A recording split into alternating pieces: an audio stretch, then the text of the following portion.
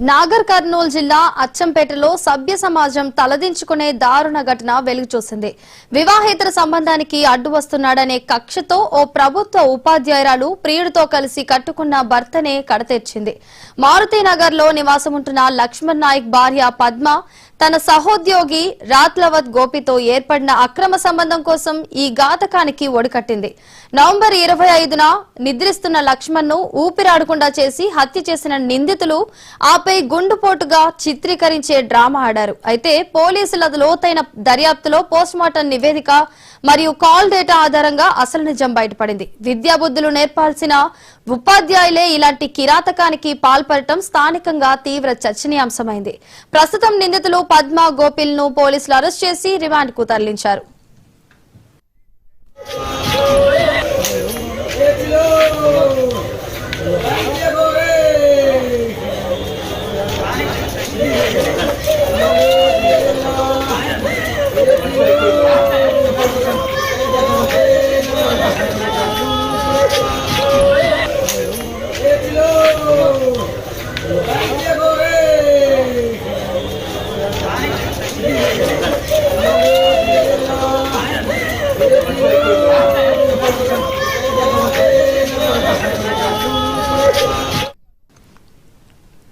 నాగర్ కర్నూలు జిల్లా అచ్చంపేటలో సభ్య సమాజం తలదించుకునే దారుణ ఘటన వెలుగుచూసింది.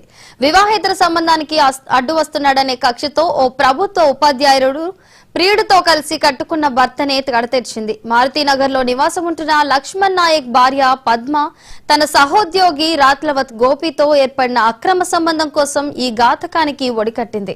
నవంబర్ 25న నిద్రిస్తున్న లక్ష్మణ్ ను ఊపిరాడకుండా చేసి హత్య చేసిన నిందితులు ఆపై గుండుపోటుగా చిత్రీకరించే డ్రామా ఆడారు. అయితే పోలీసులు లోతైన దర్యాప్తులో పోస్టుమార్టం నివేదిక మరియు కాల్ డేటా ఆధారంగా అసలు నిజం బయటపడింది.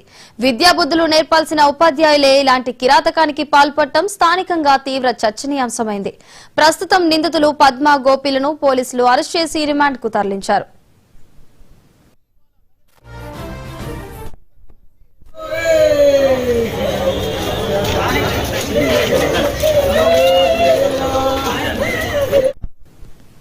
నాగర్ కర్నూలు జిల్లా అచ్చంపేటలో సభ్య సమాజం తలదించుకునే దారుణ ఘట వెలుగు చూసింది. ఇక ఇదే అంశానికి సంబంధించి మరింత సమాచారాన్ని మా ప్రతినిధి గురుప్రసాద్ అందిస్తారు. గురుప్రసాద్, చెప్పండి. చాలా ఆలస్యంగాలోకి వెలుగులోకి వచ్చింది ఈ ఘటన చెప్పవచ్చు. ఏదైతే నాగర్ కర్నూలు జిల్లా అచ్చంపేట పట్టణం మారుతినగర్ లో భార్యాభర్తలు పద్మ, లక్ష్మణ్ నాయక్ ఉండేవారు.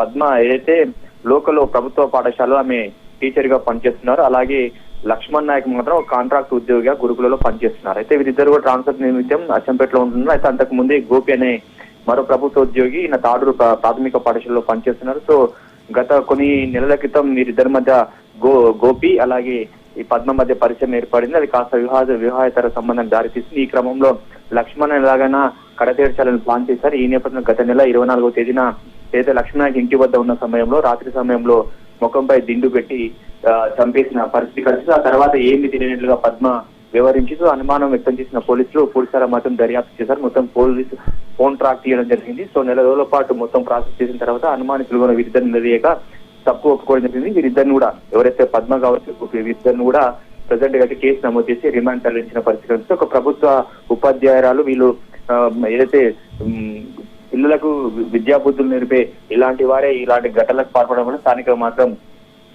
తీవ్ర చర్చ జరుగుతుంది. వారిపై కఠిన శిక్ష విధించాలని డిమాండ్ చేస్తుంది. ప్రజెంట్ గా అయితే ఎవరైతే గోపి కావచ్చు నిందితురాలు పద్మతో పాటు గోపి ప్రియుడు గోపిని కూడా అరెస్ట్ చేసి పోలీసులు రిమాండ్ తరలించారు. మరింత దర్యాప్తు చేస్తున్న పరిస్థితి అయితే కనిపిస్తుంది. Thank you Guruprasad.